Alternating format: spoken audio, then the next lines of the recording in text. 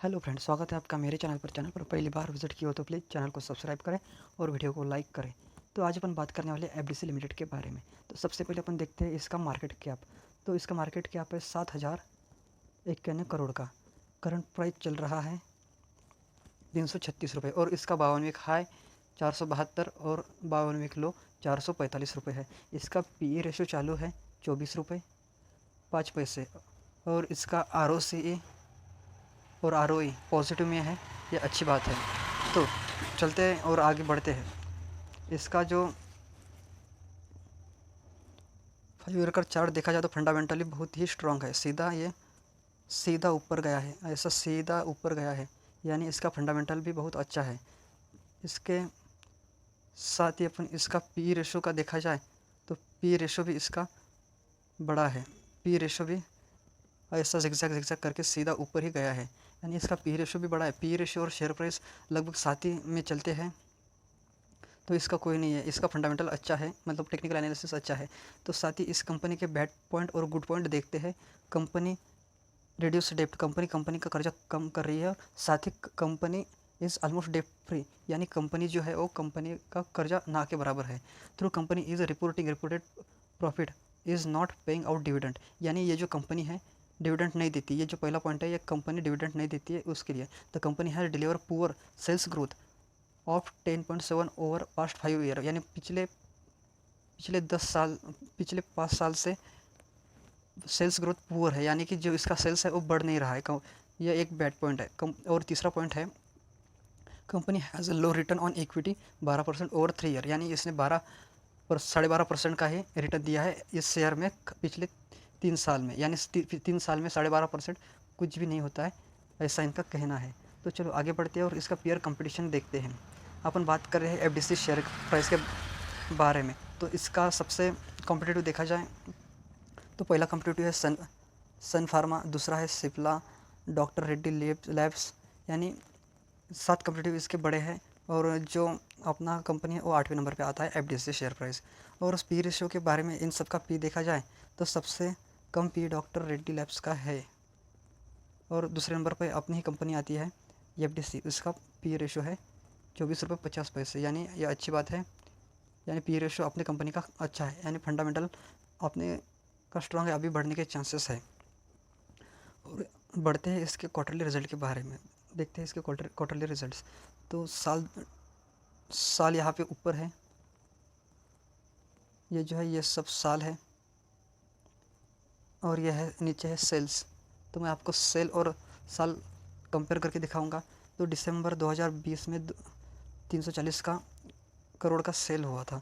मार्च 2021 में 313 करोड़ का सेल हुआ था, यानी दिसंबर से और मार्च के इसमें लगभग 28 करोड़ का कम सेल हुआ है। तो अपन सीधी बात करेंगे अब आखिरी की, यहाँ की। मार्च 2023 में कंपनी में 435 करोड़ का सेल किया है। जून 2023 में 536 करोड़ का जो जंप लिया है, यानी अच्छा खासा जंप लिया है। उसके बाद फिर से कम हुआ है सेल्स।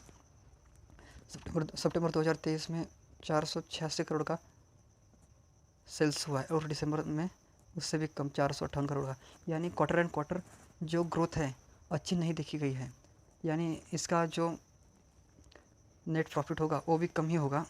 चलो बढ़ते हैं नेट प्रॉफिट के इधर। ये देखो, मैंने कहा था आपको इसका जो नेट प्रॉफिट है कम हुआ होगा। यह है इसका net profit.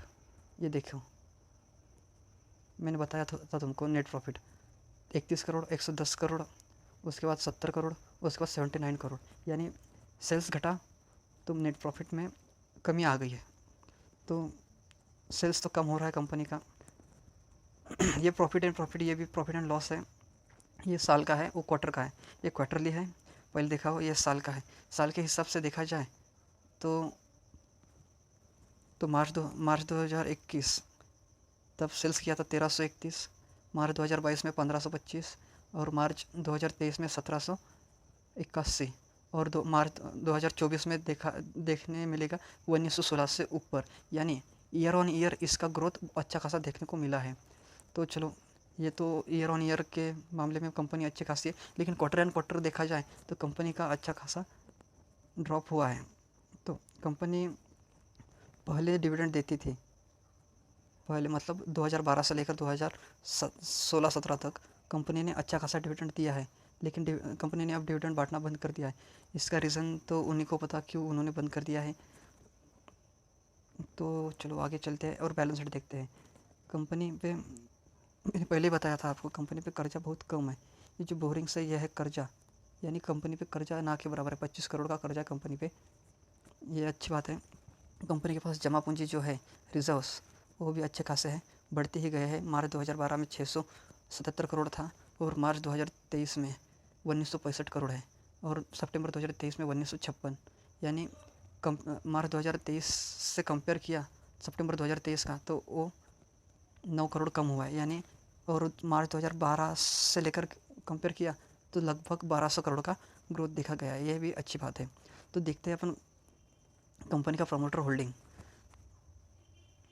Share holding pattern. तो देखो, मार्च 2021 में 69% प्रमोटर होल्डिंग था और अभी भी 69% प्रमोटर होल्डिंग है, यानी कि प्रमोटर होल्डिंग अच्छी खासी है। और पब्लिक के पास 20% है। एफ का भी अच्छा खासा टैक्स है 2.5%, और डील्स में इसका है सिर्फ 7%, 8%, 9%, यानी कि कंपनी का जो भविष्य दिख रहा है वो अच्छा खासा दिख रहा है, क्योंकि ज़्यादा से ज़्यादा शेयर्स प्रमोटर के पास है। ये अच्छी बात है। अभी तक चैनल पर टिके हो तो प्लीज़ चैनल को सब्सक्राइब करें और वीडियो को लाइक करें। Thank you so much for watching this video. Thank you so much.